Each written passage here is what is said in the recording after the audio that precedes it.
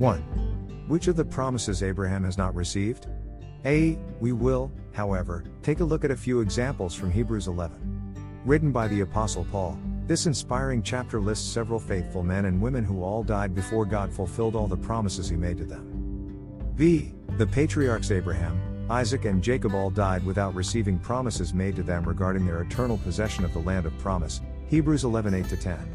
Their collective pledge of land begins in Genesis 17 when God promises Abraham, that he will have countless descendants. Both he and those who trace their lineage back to him, Isaac, Jacob and so on, are told that someday they inherit all the land of Canaan as an everlasting possession, Genesis 17:8. God's promises of an eternal reward are also reiterated to both Isaac and Jacob, Genesis 26:3-5, 28:13-15. It is interesting to note that these righteous patriarchs understood that they would receive their reward sometime in the future, Hebrews 11:9-10, 13. They were not expecting it to come to them during their lifetimes.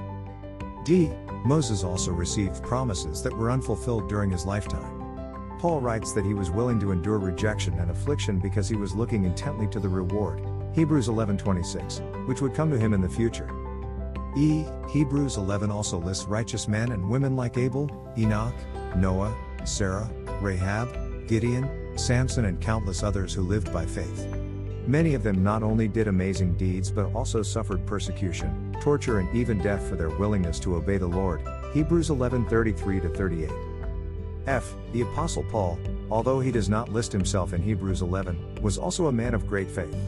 He endured tremendous hardship and trials for the sake of the gospel, possibly unlike any of the other apostles.